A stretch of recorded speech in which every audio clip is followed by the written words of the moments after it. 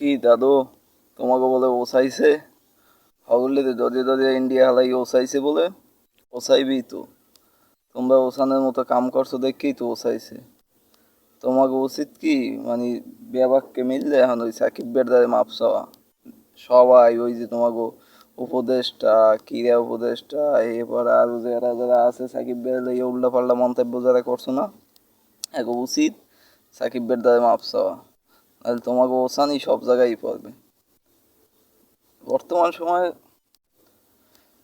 বাংলাদেশে যে একটা টিম করছে, এটা এটা আমাদের এলাকায় একটা উলাকান্দা একটা টিম খেলতাম আমরা ছোটবেলায়। এটা উলাকান্দার লগে টিম খেলতাম, উলাকান্দা টিম আছিল। উলাকান্দা টিমের মতো হয়েছে যেখানে বাংলাদেশে দুইটা অলরাউন্ডার, শুধুমাত্র দুইটা অলরাউন্ডার স্কোয়াডে খেলে। আর হচ্ছে ইন্ডিয়া সেই জায়গায় পাঁচটা অলরাউন্ডার।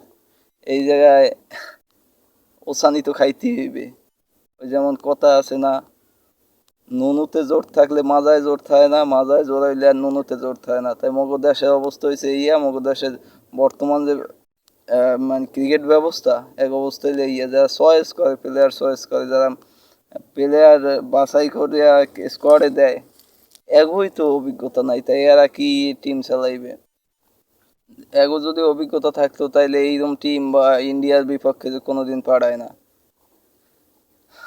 কি কমু, কইতে গেলে তো কইবে মুরব্বী মুখ খারাপ, এর লইগে কইছেই না। এই দেশের নবাব সাকিব আল হাসান, যার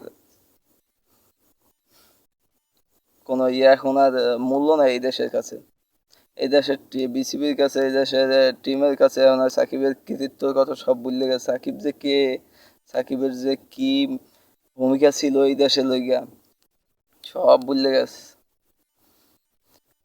এই দেশ জীবনে ভালো কিছু আশা করা সম্ভব না, যারা মানে অতীতকে মূল্য দেয় না, যারা অতীতের সবকিছু ভুলে যায়, এগো দ্বারা ভালো কিছু আশা করা কোনোদিন সম্ভবই না। সাকিবের মতো একটা প্লেয়ার, সাকিবের মতো একটা বিশ্বখ্যাত প্লেয়ার এই দেশে আর দ্বিতীয়টা হইবে, এই আশা বহুত দূর। আমাকে সবার উচিত সাকিব ভাইয়ের দ্বারা মাপ চাওয়া, সাকিব ভাই সসম্মানে দেশে আনা এবং সসম্মানে ওরে অবসরে দেওয়া। সাকিবের লাগে যে অমানবিকতা যা মানে হইছে, এগুলো আর লজ্জা ছাড়া আর কিছু না, আমার জন্য সব লজ্জা। সো আমাকে সকলের উচিত সাকিবকে দেশে এনে সসম্মানে অবসরে দেওয়া। সাকিব অবসর নেছে, তার মানে সাকিব কি খুব সহজে নেছে?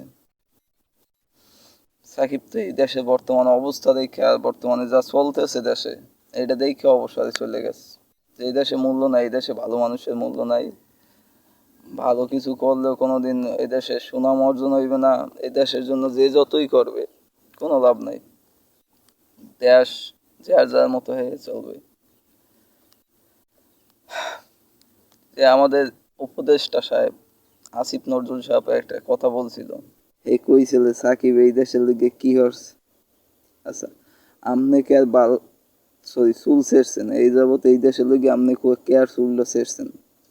আমি তো এখন যে ওই দেখতে আইছি যে যে কালে আসলে হ্যাঁ এই কালে তেলবাজি করে আইছেন, আপনি তো এটা তেল